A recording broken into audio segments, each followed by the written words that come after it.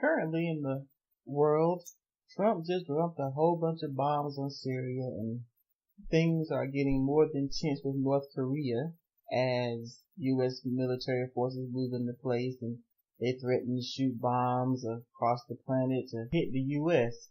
We were listening to the amazing Atheist talk about this. Well, he's rebranded as TJ Kirk now. He's just TJ Kirk. Lovely. We were listening to him, and he was asking the question, why is no one talking about this, or why are there not more people talking about it?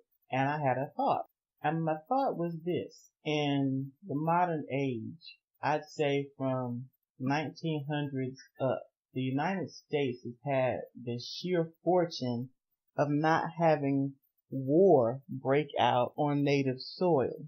Yes, they bombed Pearl Harbor, and yes, there was the 9/11 attack, but there's never been a situation where planes are flying over and bombing U.S. cities and killing hundreds and thousands and millions of civilians. That hasn't happened. There hasn't been a war on American soil in a very long time. I think since the Civil War. I'm not a historian, so I don't want anyone burning me in effigy.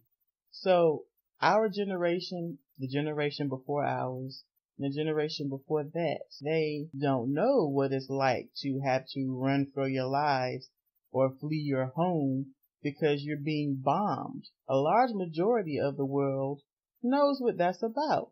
They suffered through it through World War I and World War II and countless revolutionary wars in all the multitudes of countries on this planet. They know the cost of war, the emotional cost, the physical cost, the economic cost, the land cost, the loss of life. So the threat of war is taken more seriously in other parts of the world than it is here. We always hear it being boasted U.S. has the strongest military in the world. But quite honestly, it doesn't make a difference how strong your military is. They just got to get one missile through. One ballistic missile, armored nuclearly, just got to get one through and drop it on a continental 48. And that's it. Nobody thinks about that because we haven't had to think about it. We've been the lucky few, the entitled elite here in the U.S. All of us.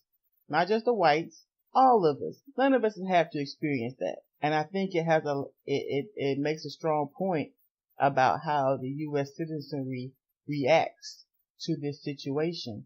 Because war is always something that happens over there. No one can conceive the fact, no one can conceive of the fact that one day it'll be more than bombing a base in Hawaii or destroying 2 buildings in New York. It'll be bombing your city just because. It was a thought I had, something for anyone who's listening to chew on, because it could quite easily be in our own backyard, or their front yard, or their schools, their businesses, their hospitals, their airports, or any of the metropolitan meccas that beings flock to from all over the world. Quite easily, they're nothing but targets. So if North Korea is serious enough, and Kim Jong-un seems to be crazy as hell, you never know what might happen. It's something to think about. I'm not saying go jump into your wartime bunker.